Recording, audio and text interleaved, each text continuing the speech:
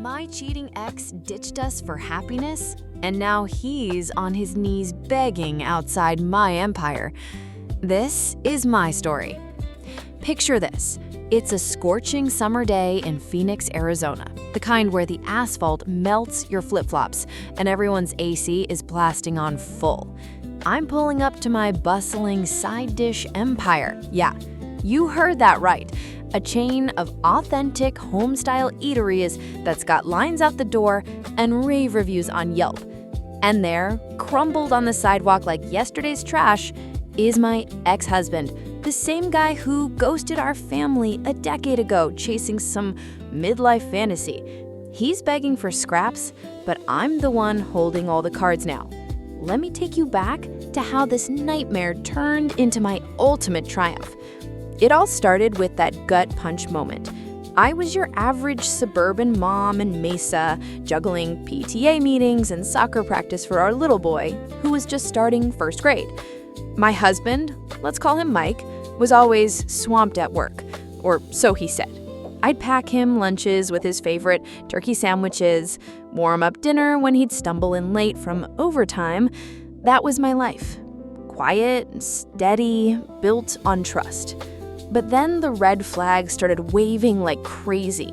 His clothes got flashier. He'd sneak off for phone calls with this goofy grin.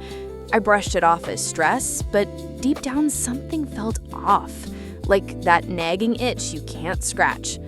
Then came the bombshell. I'm at the grocery store, loading up for our kids' school picnic when I spot Mike's car zooming by with some younger woman in the passenger seat, laughing like they owned the world. My heart dropped to my stomach. I confronted him that night, but he just shrugged it off at first. A few months later, he's packing his bags in the middle of dinner, calm as a cucumber. "I'm done," he says. "I want to be happy for once. Living with you is just boring." Boring? After everything I sacrificed? That one word shattered our family like glass. No explanation, no apology, just him ditching us for happiness with his side piece.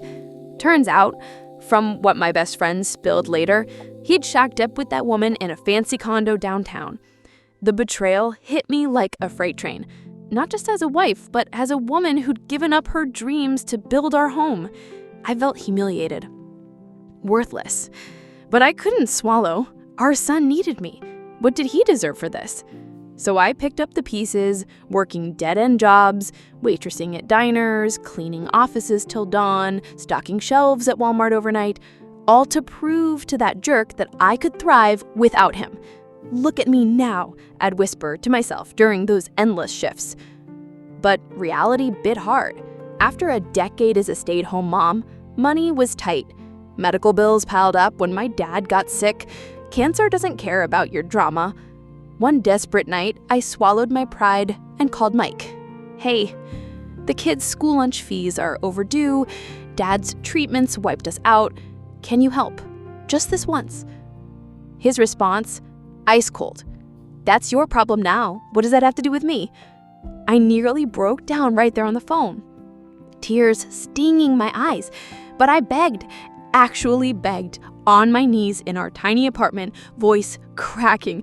"Please, it's for our son. He gets called to the principal's office in front of everyone when payments lapse. Last time only." He sighed like I was a nuisance, wired the money, and hung up. Walking away from that call, my whole body shook with rage and shame, but I had to keep going for the boy who looked up at me like I was his whole world. From then on, I hustled like never before. Double shifts at the diner, scrubbing toilets till dawn, delivering groceries in the blazing heat. My back ached, my feet blistered, but I was determined. My kid would never feel ashamed. We'd make it, no matter what. Then, the turning point hit like a miracle. Our son's school cafeteria was under renovation, so I started packing him epic lunches. Homemade mac and cheese, fresh coleslaw, slow-cooked pulled pork sliders.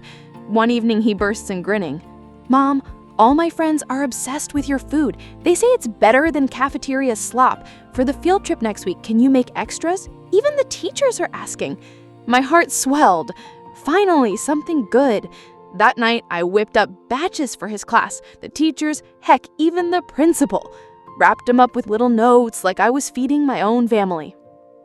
A few days later, the phone rings. It's his homeroom teacher. "Ma'am, that was incredible. Do you sell this stuff? My colleagues are raving. We'd buy it in a heartbeat." Boom. That spark lit the fire. I started small, whipping up sides in my kitchen, selling jars of kimchi-style slaw, pots of chili, trays of cornbread to neighbors and PTA moms. Word spread like wildfire. "This coleslaw has that perfect tang. Your baked beans taste just like grandma's." My secret? Pure heart. I cooked every batch like it was from my son, rising at 4 a.m. to simmer stocks and chop veggies. I leveled up quick, learned social media from the young baristas at my side gig, Instagram reels of sizzling pans, TikToks of satisfied customers. Auntie Jen's homestyle sides blew up. Opened a tiny 400 square foot spot in a strip mall, slinging takeout, customers lined up, office workers grabbing lunch, families stocking fridges.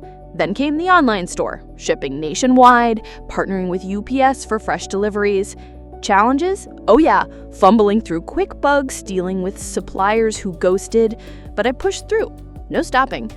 Fast forward, my little operation explodes. Featured on local news, then a spot on diners, drive-ins, and dives. Guy Fieri himself chowing down on my signature brisket sides, calling it Flavor Town Gold.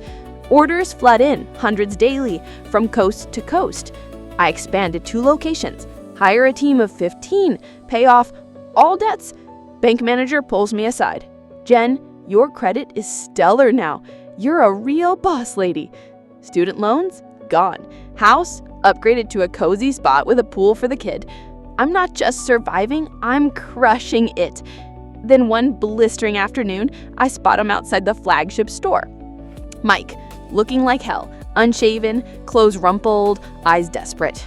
"Den, please, I'm in deep trouble. Lost my job, the girlfriend bailed. Can you help?" I freeze, memories flashing, him slamming the door on us, his cruel words echoing. As I grab a fresh packed order, he drops to his knees right there on the concrete, voice cracking. "I never thought you'd make it this big. I'm sorry. Just this once, and I'll turn it around." For a split second, I see my old self in him.